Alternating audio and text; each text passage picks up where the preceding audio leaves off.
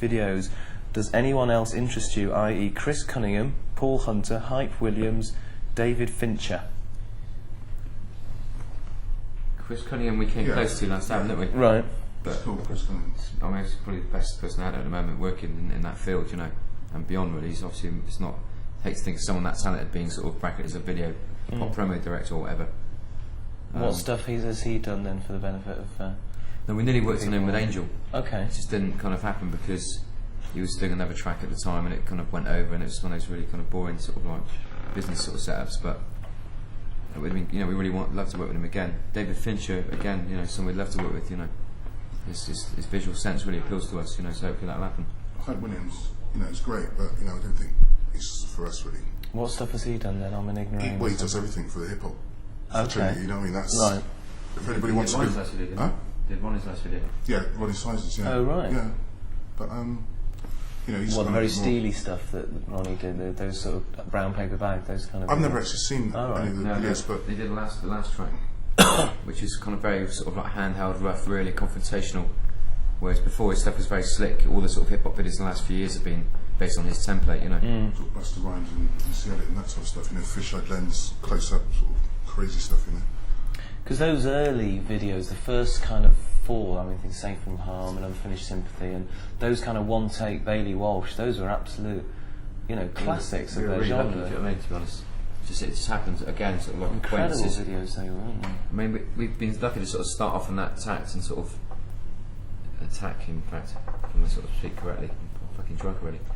But you know, they're working with someone who had a real film sense, and we really had a film kind of influence. So we didn't try and make, you know, the whole thing about the video was a short movie, and we try to keep that idea, that sort of like thing going all the way along, which has been really useful for us to have that start. And some people haven't been so fortunate; they've worked with people. It's difficult doing a video because you don't really have an idea in mind when you're writing a song. It's a completely different world, and suddenly someone comes in with a visual idea for it which you'd never thought of, and you really have to sort of attach yourself to it suddenly. Well, I think in a good way, really, Bailey is, you know, he really did have a play on Massive Attack. You know, he really did his homework about us. And, he understood where you... Yeah, we kind of knew him on a personal basis, you know. Yeah. And, he started making videos, you know, around about the same time we started making music, sort of thing, really. Yeah. So it was kind of this real sort of adventurous sort of venture that we had, you know. So it was kind of quite exciting, really, wasn't it? Very exciting. You know. No need for sarcasm. I'll come over and have you in a minute, right? What happened? Because he made. What was the last one he made for you? Be Thankful for What You Got, the infamous stripper video. Did he do that? Yeah, the one that Raymond. Yeah, well, I won't say what it is, but you know, yeah, the stripper video. Do you look back on that as as something you regret, or no? It was any brilliant. regrets? I thought it was really good. Love it. No, no comment whatsoever. Okay. Here's another question just come in. PCBH again. What has happened to Souvenirs, the track that was supposed to be on the Beach soundtrack, which Liam Howlett also worked on? P.S. Here's a nice one.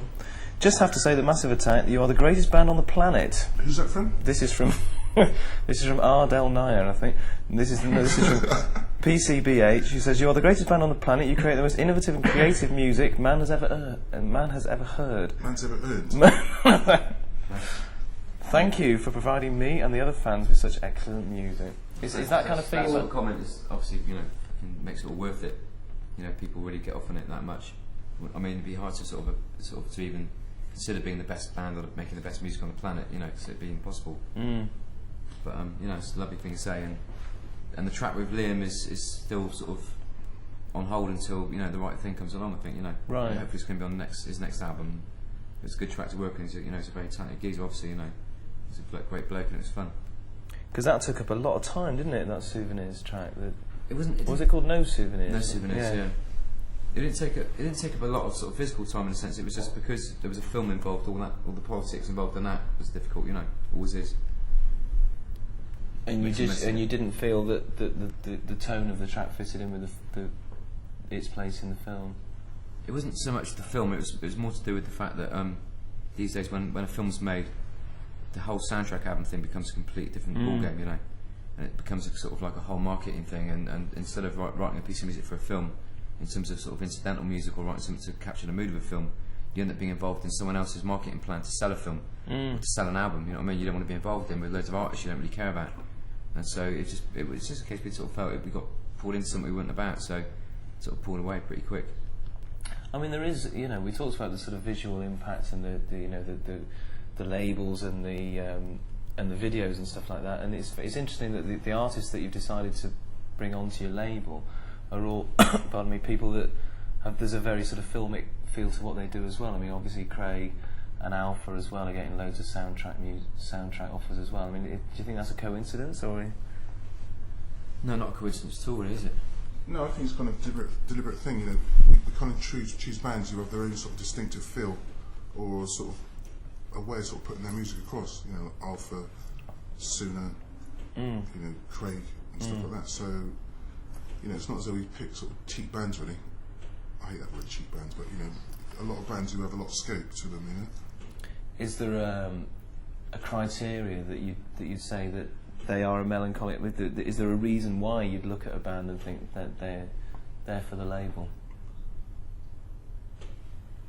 No, not at all. I think about the label was we'd be so lucky to meet so many good people, and also a lot of good people in Bristol, very close to us. You know, sort of in around the studio and in the pub or whatever, and in the pub, In the or in pub. studio. In the pub. Quite In the pub. literally. In fact, in the pub, yeah, not the studio. But it's just kind of, we always want to do that. I think, you know, the whole thing about starting off as like a sound system, playing other people's music, is that you always have an understanding of other people's music. You know, as opposed to being very, it's not all selfish. When you're on your sort of level, doing your own tracks, it's all about you and what you're doing. But also to be able to sort of appreciate other music, which is, you know, the most important thing as well.